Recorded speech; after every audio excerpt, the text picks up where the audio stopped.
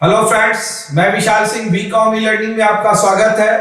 आज हम आपको principle of the business management के next chapter Elton Mayo new classical approach to management classical theory के बाद आपको जो टेलर फेयोल की वर्क्स देखे जिसमें चेंजिंग की गई मैनेजमेंट के अंतर्गत, जिसमें एक व्यक्ति के कार्य को मशीन की तरह से समझा गया कि हम उससे कार्य लें। एल्टन मेयो ने न्यू क्लासिकल थ्योरी के अंतर्गत ह्यूमन रिलेशन को स्ट्रांग पोजीशन मानते हुए, व्यक्तित्व व्यवहार को मानते हुए उस पर अध्ययन करके अपनी पुस्तक दी, जिसे new classical approach to management की थ्योरी के रूप में हम पढ़ते हैं। आप सर्वप्रथम देखिए, एल्टन मेयो का जन्म 1880 में जन्म हुआ था। 1949 में इनकी डेथ हुई थी। ये रहने वाले ऑस्ट्रेलिया के थे। आप ऑस्ट्रेलिया के मूल निवासी थे। ये psychologist, sociologist, went to Harvard university. ये हार्वर्ड यूनिवर्सिटी में प्रोफेसर थे। इन्होंने कैरियर हार्वर्ड बिजनेस यूनिवर्सिटी में professor of industrial of research का वर्क किया। Main focus on the people working of the organisation. इनके टोटल फोकस वर्किंग ऑर्गेनाइजेशन, एक team of the work in behave of the human relationship के रूप में दी गई। This theory, child of the classical theory, human relation theory, it was the founded Harvard experiment done Elton Mayo experience so that social and psychological factor, सामाजिक और मनोवैज्ञानिक रूप से सभी लोग मिलकर एक मैनेजमेंट वर्क करना जो बिजनेस के डेवलपमेंट में कार्य करे, वो एल्टन मेयो ने अपने प्रिंसिपल में दी थी। नेक्स्ट आप देख सकते हैं कि behaviour pattern of the people with in informal organisation, the new version of the classical theory. इन्होंने क्लासिकल थ्योरी को 3 भागों में डिवाइड किया था। फर्स्ट है structure, informal organisation, decentralisation.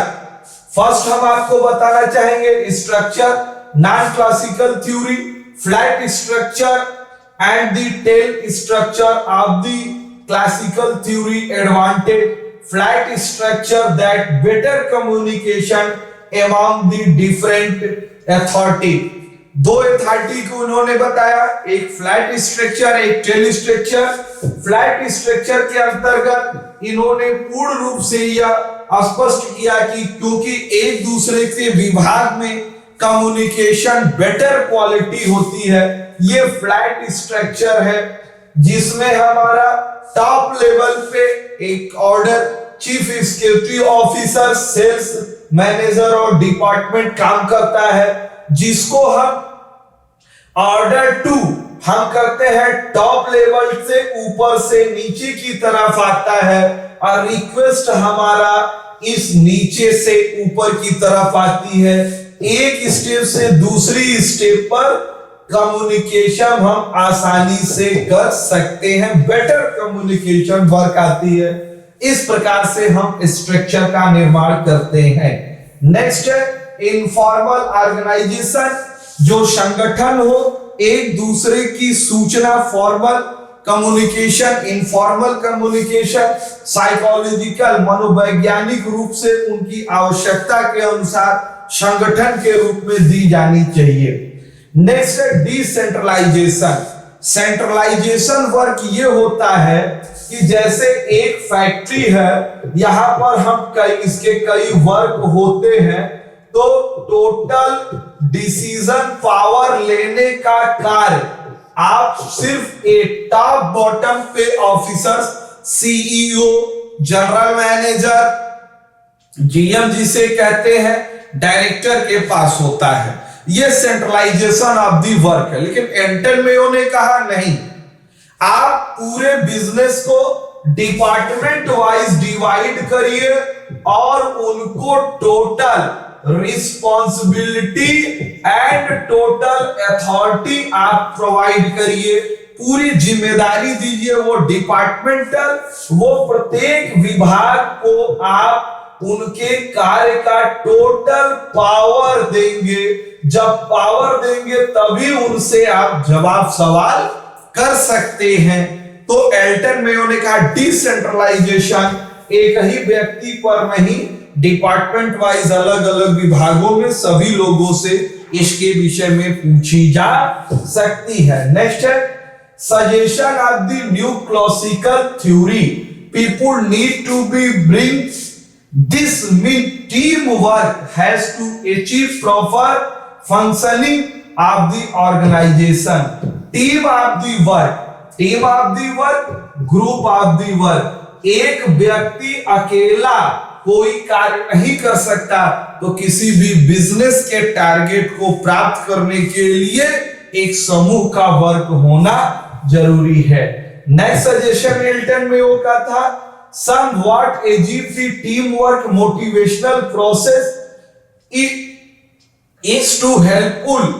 People should be motivated in order achieve to desire. Motivation order to desire means आप ये समझिए कि आप अभिप्रेरणा, मोटिवेशन किसी भी कार्य बिजनेस की जो प्रोसेस होती है वो कंटिन्यूअस चलने वाली प्रक्रिया होती है।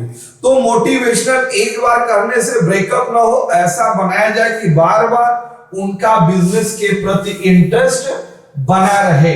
Both formal and informal organisation must exist with the organisation. Formal जो डायरेक्ट और इनडायरेक्ट दोनों संगठन व्यवसाय की सहयोग प्रदान करे। Subordinate individual interest organisation in interest must.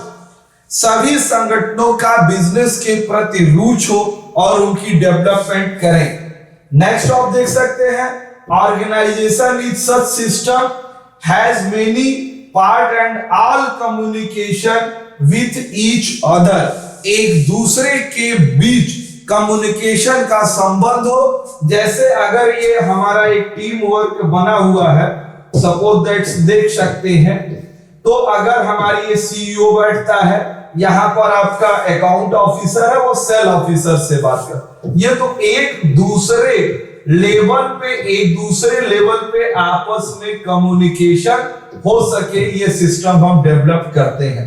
Behaviour workforce need to be a determination in turn psychological factor there of the work place.